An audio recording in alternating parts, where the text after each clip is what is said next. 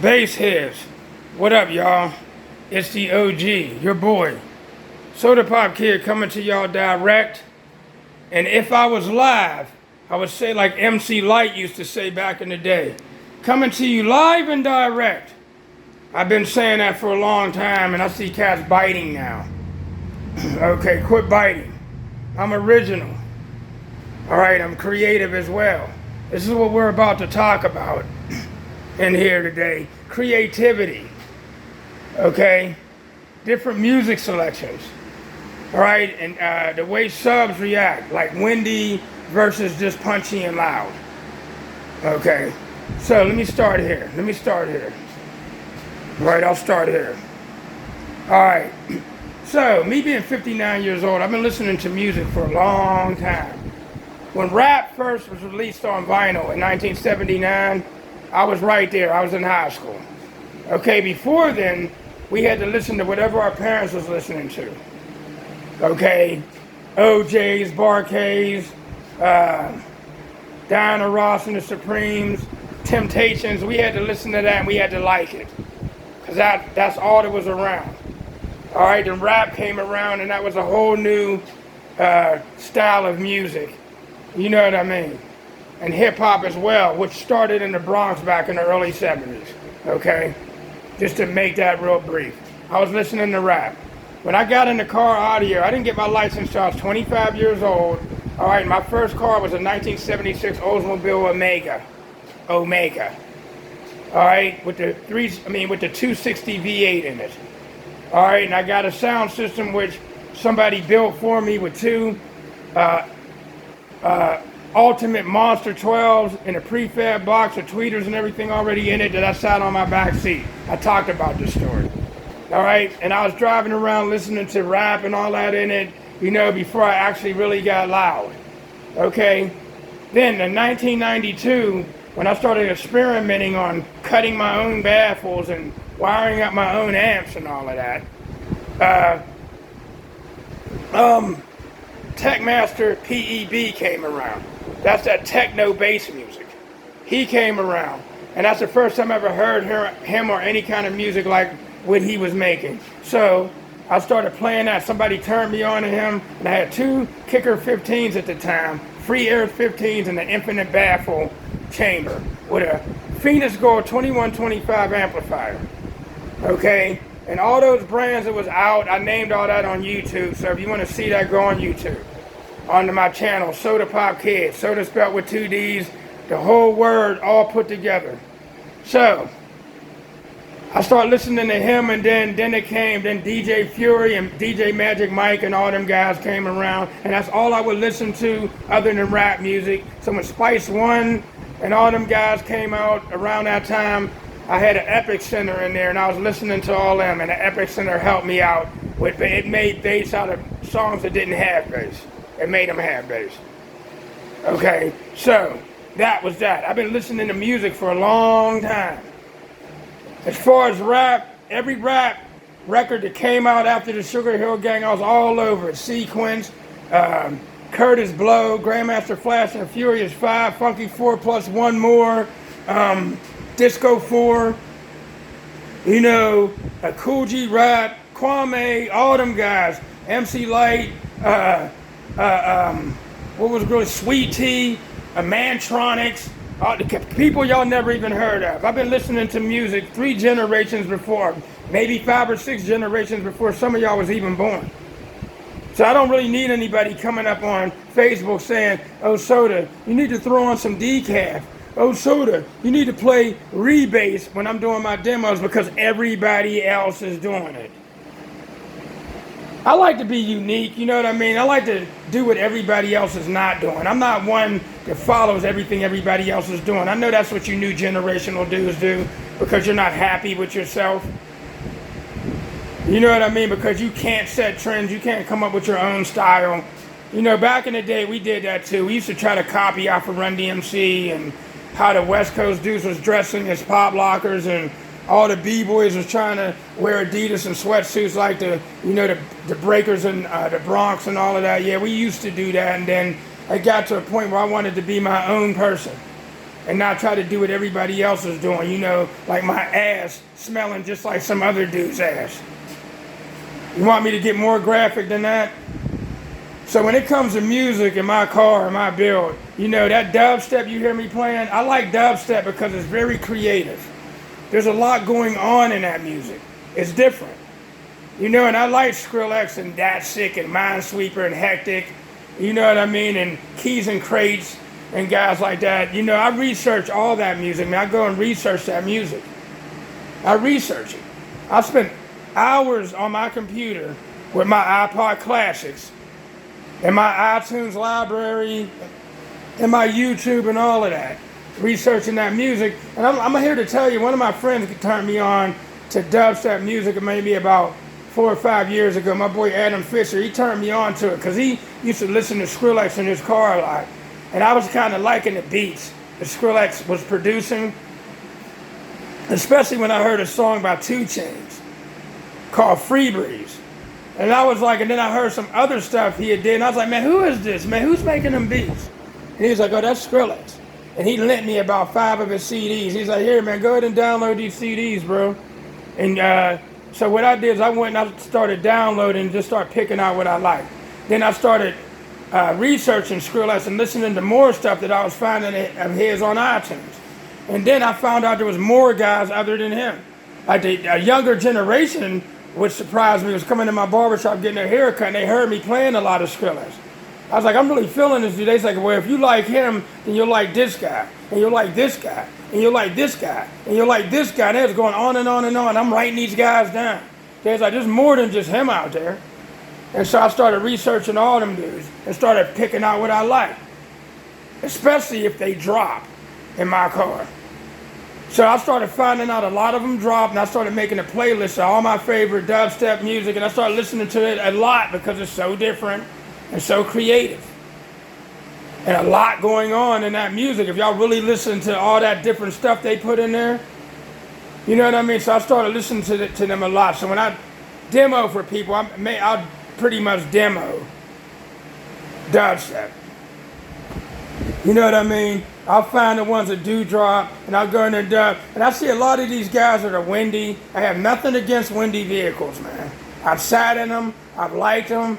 I like what they do. I like that they move a lot of air. I like that they do hair tricks and bag tricks and stuff. I like the fact that they do that. And I know that 4th and 6th order bandpasses do that mostly than any other of them. Yeah, I know there is walls that can do hair tricks. I've seen that happen.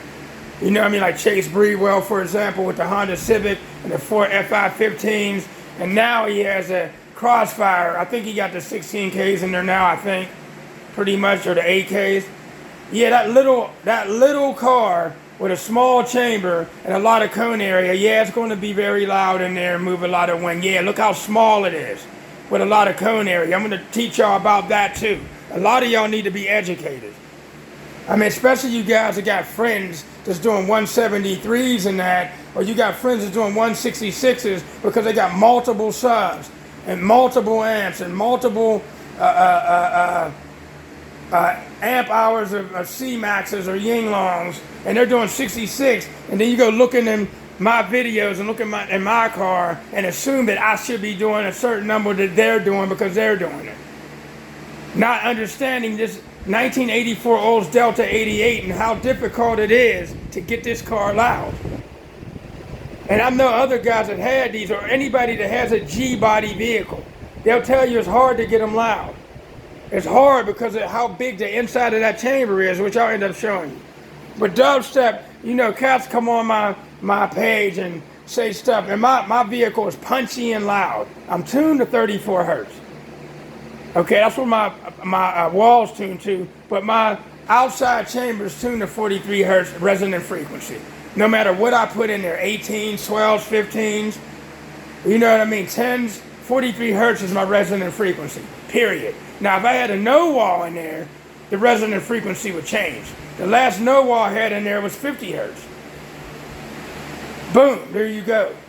See how things change? Okay. Well, that's that. Cats come on and go, why don't you throw on some rebass? I have nothing against rebass music. I just like what I like. You know what I mean? I like what I like, and I like being different. You know what I mean? I don't like playing everything that somebody else plays. You go to a car audio show like Slamology, you hear everybody playing rebass. And you jumping from car to truck to truck to car to car to truck, and the first thing they throw on is rebass. And you want to hear exactly what the last guy was playing. And you want the wind to move you just like the last dude's car was doing or truck was doing. And then everybody sounds alike, doing alike. Then when you get on the meter, everybody's scores are going to be totally different. Period. Some stuff that sounds like it's doing a 170 will end up only doing like a 160 or 159. All the YouTube tutorials that I watch, that I watch of car audio, EXO, Parker the BassHead, that Jacob Viro guy. All these, I'll watch a lot of that stuff, and a lot of these builds they show with all of this stuff in it. Some of it I'll look at it and go, wow, man, that should be doing like a 66 and only do a 58. And or they'll have 6 21s or something in there, and it only does a 59. And I'm like, what? That it? In a 4/6 order. So I don't understand why somebody would, in a big ass truck, I don't know why somebody would come on there and go, well, with all that equipment, shouldn't you be doing a louder score? How do you know exactly? Unless you're that much of a genius, unless you know all the geometrics of this car and every car of what something should sound like or what numbers certain vehicles should do in this particular vehicle. All because it's this many amps. But I tell you what, I'm going to tell you what. If you take this same equipment, so this is where we're at now. We're on different size cars now and chambers and stuff. If you take this size vehicle, this equipment, this exact equipment, everything, the battery, the amps, the subs, as many and everything, and put them in a Honda Civic or a CRX or a Scion or any one of those little ass cars, it's going to do probably like a 66 or probably a 70. Because it's a little car with a little chamber. You see how big that area is? This area is bigger, it's about as big as a truck. Bigger than some trucks. I believe this area right here is bigger than Tahoe's area. And this is just a Delta 88. It's a full-size G-body car. In order to get this thing as loud as I would really like it to get, because I got 812s in there now, I had 418s in there a couple of times, I had 415s in there a couple of times, I had 612s in there a couple of times, you know what I mean? And I can definitely get it to play lower by just putting 415s in it and opening up this port right here. You know what I mean? And I probably can get it to be windy as well. And I probably would do a 60 still. With all the power I'm going to be shooting at them 15s.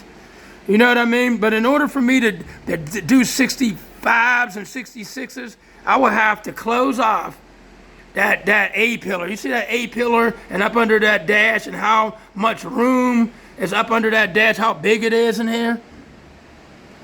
It would take a lot to get this thing to do, and me and other bass heads have talked about this, especially the ones that know what they're talking about. This versus a van, or versus a Jeep, or versus an Astro van. They're telling me what vehicles I would get extremely loud in if I put the same setup in one of those vehicles. This is hard to get this loud, man. I would have to close off that A-pillar. I would have to start closing off that A-pillar. Closing that off. If I close that all off, start closing that off and put a plexiglass window in front of my regular windshield, which I'm thinking about doing, and make this chamber smaller. I'd have to make this chamber smaller. If I make the front of that A-pillar and the front of that A-pillar smaller, my scores will go up. So in other words, if I do what my teammate Joby Condron did to a Scion, even though that's a little Scion, he was loud any damn way. So y'all learned that, right? It's hard to get a G-body car loud. So y'all learned that. Y'all just learned that, right? Did y'all learn something? Another thing. This bashing stuff, that's played out, bro. I already done mentioned that on YouTube too. Bashing, car audio bashing is played out. Nothing's technically played out except that. Clothing styles, hairstyles, dance styles, music and all that is coming back in style that we were listening to 4 generations before y'all were born. Back in style. Nothing's played out. Okay? The way people have sex upside down off the ceiling and all of that. None of that's played out. Car audio bashing is for the simple fact that, you know, loud is loud and bass is bass. You know what I mean? And I've seen budget brands of subs and amps get in the lanes and beat people with expensive stuff. So, and I've done it with mofos and Lanzar. Okay, I've shut people up running their mouth. I did 55s as the highest I did with mofo. I'm talking about the second generation of mofos with the 2.5-inch voice coil and only rated at 800 watts RMS. Not the old school mofos that was rated at 1500 watts RMS with the big heavy magnet. And the 3-inch voice coil, no. The second generation is when the first time I ever brought mofos. Boom, there you go. And did 55s with 415s. I'm going to show that. I only posted a picture of when I first got my 150.2 with 4 Mofo 12s and 4 acid batteries in the back of the seat. And 2 SPL 5500D amplifiers that was only doing 1875 watts apiece. What a damn shame. All right, just letting y'all know where I've been in this history of car audio. All right, the bashing is old, you know. I know Terror amps, y'all say do dirty power, but they still do sound good, and I still do get numbers with them. And all the bragging that I was doing about these last Sunday at Bass Blast, one of my amps did end up going, one of my subs loaded, and one of the amps went, but thank God I had one on deck. Another one, I sent the other one off to be fixed. Okay, so, you know, I thought the sub was blown too, but the sub wasn't. The sub was good. But I did load it, and I ended up not getting the numbers. I had to come back here and reset all of these. You know what I mean? I'll tell you some other stuff about these too, about my car that I've had since God knows when. I'm about to turn the light out now.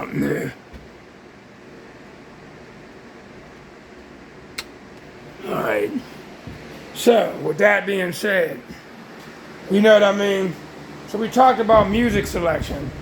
We talked about, let's talk about, the bashing. Cut the bashing out, dude, because I for one don't care. And I'm in the process of trying to get a new alternator bracket built for this. I started drawing a design. And I can't wait to show my man Mike Sparing. I actually made a bracket out of wood, like just to hold 2 alternators and make sure that they could fit, that my measurements was on point. I'm going to show that to Mike Sparing tomorrow. And to show him that doing a bracket, you see, when you ask somebody to do a bracket, they'll look at this and they'll get confused and they'll get scared. And they're like, damn, how in the world am I going to design a bracket? First of all, what am I going to make it out of? How am I going to make it? And how am I going to get it to do this, that, and the other?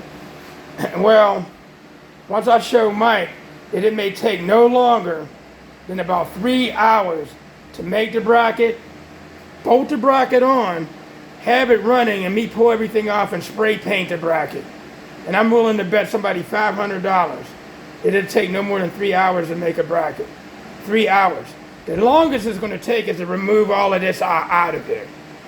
To pull all this out is going to, and we won't have to move the radiator or none of that, or pull off no hoses or none of that. It's removing this bracket and the power steering pump and an alternator. That's going to be a piece of cake. And then I designed the brackets. I'm going to cut all the pieces myself. I'm going to drill all the holes and all the ears and all of that and have everything marked and go right down there next week to Mike Sparing and go, hey Mike, weld this together, weld that, weld that, weld that. And it takes him no more than 5 minutes to do the welds on both those brackets, I guarantee you. 5 minutes, everything will be welded on. And then I'll just sit the alternators inside of them and go, well, Mike, that's done already. All you're going to basically be doing is welding, basically. Some measurements. When it gets down to that power steering pump and him making a bracket for that, I'm going to let him go ahead and do that, but I will assist him. And watch how he takes plain old straight stock, I guarantee you, and come off of one side, come off the other side, and probably come off of one of the other sides and go up to the top and mount it to the engine and be done with it. And then that power steering pump will be very easy to remove. And it'll be to the point to, how come GM ain't think of this? Because they're stupid. That's why. That's why. Watch how fast this gets done. And Mike is going to sit there with his mouth open and probably shrug his shoulders and say, so do you is right. Okay, use the same method if you got to make one for your car. Okay, now back to what I was saying. Let's talk about chambers. Some of y'all don't know that when you take a sub, some of y'all might know, I watch a lot of YouTube. Some of y'all, and I knew this anyway, a seal chamber. Back in the day, I used to run seal chambers. I was afraid to do ported, and then when I learned how to do ported, I ran with it. Because ported boxes are loud. Ported boxes are definitely louder than seal boxes. A guy recently did, well not recently, I found it on YouTube. He did a test between a seal box and ported with a 215s in his girl's car. He blocked off the ports and did a burp test. Got a certain score. Then he took the plugs out of the port and burped. He got a dB and a half higher. So technically, a ported box is a dB and a half louder than the sealed. It's definitely louder. Okay, sealed boxes are known to be very musical and very clean. In order to do numbers, if you run a bunch of subs and a bunch of amps, it's going to be loud. Okay, like I want to run 1610s. I want to do 1610s in the Pac-Man. That's what I want to do. 1610s in the Pac-Man. In the Pac-Man wall. That's what I want to do. Seal. But you know why? I've seen 1610s in a Honda Civic do 71s back in the day. Sealed. With an amp on each one. But once again, it's a Honda Civic. It's a little car. Little vehicles are going to be louder because there's a lot of cone area in a little car. That's why Chase Breedwell's car is louder than mine with just 415s. It's a little car with a lot of cone area. They're going to be loud.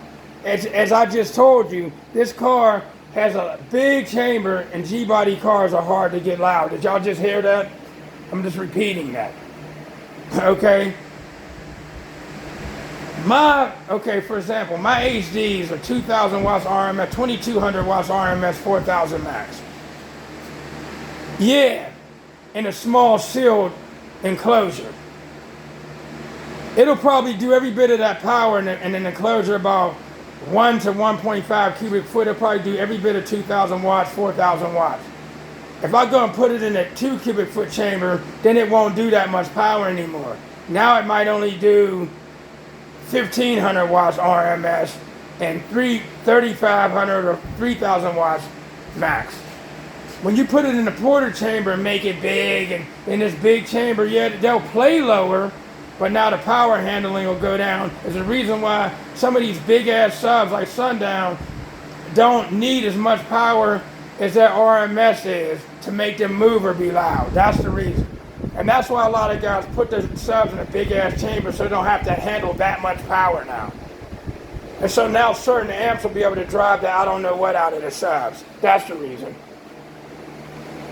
All right, for somebody to say something like, all that equipment in your car and you're only doing a 62, you know how hard it was to get a 162? You know how hard it was for me to get a 150 in this car? I had it since 1998. I had at least 30 different bills in here from Pyramid to Lanzar to Kicker to Power Acoustic to American Bass, audio pipe. I had audio pipe in here before. I had audio pipe 15s in here before. I had audio pipe 18s in here before. When they came back out with the 18 back in 2015. Bro, do you know how hard it is to get a G-body car loud? Very hard, man. I got 812s in here now with every bit of 64,000 watts of amplifier power. And all that lithium and all these right here. You know what I mean? It's hard to get a G-body. I'll have to start blocking off the A-pillar. Boy, oh boy. You know what I mean? Them subs, them HDs, in my chamber, they're in 22.5 cubes, something like that. They're not handling no 2,000, 4,000 right now. And here I am shooting 6,378 watts per sub into them. 8K, I've shot through them. You know what I mean? Last Sunday, My doggone, last Sunday, I loaded a sub and blew an amp. Driving them too damn hard, man. I'm gonna stop doing that, man. See, I'm a street beater. I'm not a burp. This is not a burp car. I am a street beater. My street beating scores be like, I started out in Parking Pine up in the 137s, and it dropped off, not because of the battery, because of the subs. It dropped down to, I ended with a 35.73. Last year in States, I did a 135.9. You know what I mean? I'm capable of getting 37s in this vehicle. You know what I mean? Now it's about getting subs that can handle. You see where I'm coming from? So now when I burp, now I'm cautious. And I'm going to be cautious about, because I don't want to burn up stuff and be buying stuff. I got money to keep buying subs and keep buying amps. Okay? I done did that so much and maxed out so many credit cards. I'm consolidating credit cards. I got a year to go before I graduate from consolidating like 5 credit cards. So 4 years straight, I've been consolidating at $520 a month. Despite my mortgage and light and gas and cell phone and health insurance and life insurance and car insurance and homeowners insurance and health insurance, and it goes on and on and on. I got $3,000 a month for bills, man, including consolidating credit cards and rebuilding my credit. Get it? I ain't got time for that. To keep doing that over car audio and ain't getting paid for this. Y'all feel me? All right. I'm going to start burping with the rated power, burping the rated power through my subs. That's all. So, the way that I have my stuff set up, I'm set at 105.3 AC volts per MDAK. Now, every MDAK is different. Every MDAK clips at a certain AC volts. Everyone ain't going to clip at 105 or 106. Mine's clips at like 106.3 or something like that. They clip. So I turn them down to where they're not going to clip.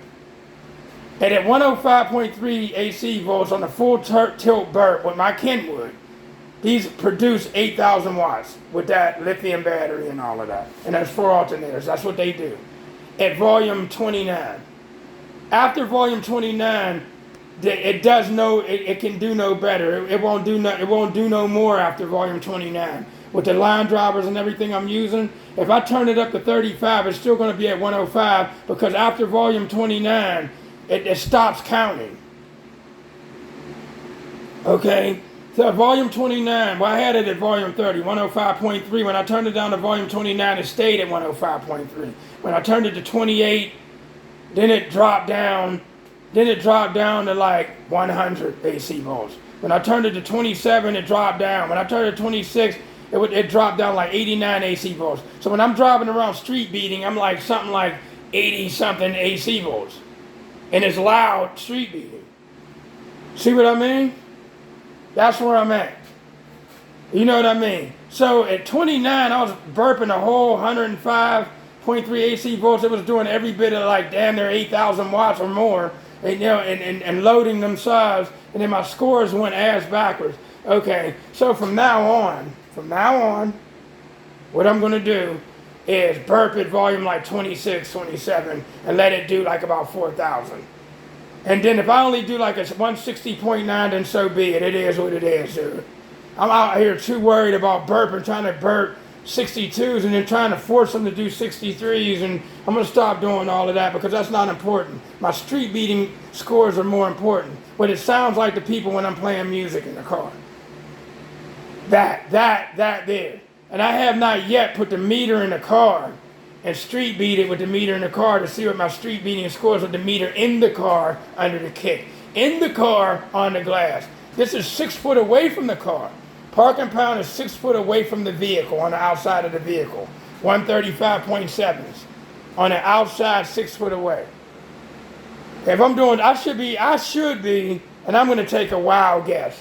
I should be doing like 58s or 59 street beating in the vehicle. That's what I should be doing in the vehicle. Okay? And back when I was doing 55s with those mofos and that was sealed outlaw. Windows up, doors shut. If I would have knew about throwing that mic in the kick handle and opening up the driver's side window, I would have been doing close to 57s. So my real score with mofos And Shark amplifiers and all that would have been a dB and a half louder than what they really were. Because I was doing that sealed outlaw. Sealed on a glass outlaw. Do y'all understand? Good. With cheap budget equipment. Quit bashing equipment. There's a dude out there doing 63s with 8 mofo 15s. And a big ass truck. I don't know if he's still around. But quit bashing, dude. Quit bashing. Alright, that's played out. So this was a tutorial with a few different titles all in one. You understand? Alright, so y'all learned something from an OG. Alright, so cut it out, dude, and quit worrying about another man's pockets and another man's build and another man's hard work. Okay? And another man's job or what another man can afford. You can start out by minding your own business by what you can afford in your own build and you getting those numbers. And quit riding on your boy's job. Oh, my boy is doing 65s. What about your car? What about your car? Okay, what about your car, your boy, my boy, my boy, my boy, fanboy? Get your nose out your boy's butt. Good morning, good afternoon, good evening, and good night. Peace out, people.